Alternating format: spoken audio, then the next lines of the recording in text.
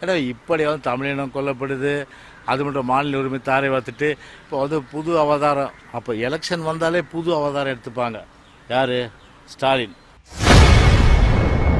இன்று செய்தியாளர்களை சந்தித்து பேசிய அதிமுக முன்னாள் அமைச்சர் ஜெயக்குமார் முதல்வர் ஸ்டாலினை கடுமையாக விமர்சனம் செய்துள்ளார். ஒரு வார்த்தை அன்னைக்கு வந்து உங்களுக்கு கொடுக்கின்ற ஆதரவை நாங்கள் வாபஸ் வாங்குவோம், எங்களுடைய தொப்புள் குடியாக இருக்கின்ற தமிழர்கள் தாக்கப்படுவதை நிறுத்தணும், கொல்லப்படுவதை நிறுத்தணும் அப்படின்னு சொல்லி இருந்தால் கண்டிப்பாக வந்து அன்றைக்கு அரசு, மத்திய அரசு நிறுத்தியிருக்கோம்.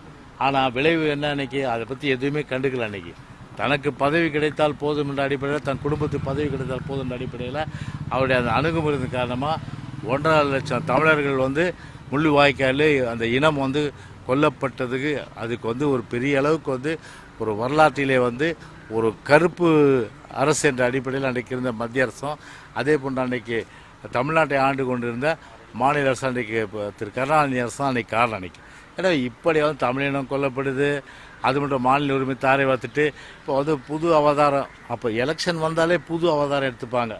யார்? ஸ்டாலின். புது அவதாரத்தோடு வருவாங்க. என்னமோ வானத்திலிருந்து குதித்த பெரிய வந்து உத்தம சிகாமணி யோகியன் வர செம்பட்டு உள்ளவின்ற மாதிரி, அந்த மாதிரி பெரிய அளவுக்கு வந்து யோகியர்கள் வந்து இன்றைக்கு வந்து அயோக்கியர்கள் இன்றைக்கு யோகியர்களாக இன்றைக்கு வந்து ஒரு நடமாடி கொண்டிருப்பவங்க இன்றைக்கு வந்து தமிழ்நாட்டு மக்களுக்கு நிச்சயமாக நன்றாக தெரியும். எல்லா கேள்விக்கும் காலையில் வந்து பதில் சொல்லியாச்சு. ஓகே, மீது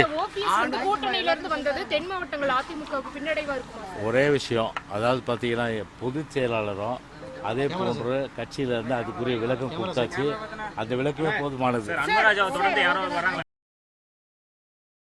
செய்திகளை உள்ளது உள்ளபடி தெரிந்து கொள்ள ரெஃப்ளெக்ட் நியூஸை சப்ஸ்கிரைப் பண்ணுங்க.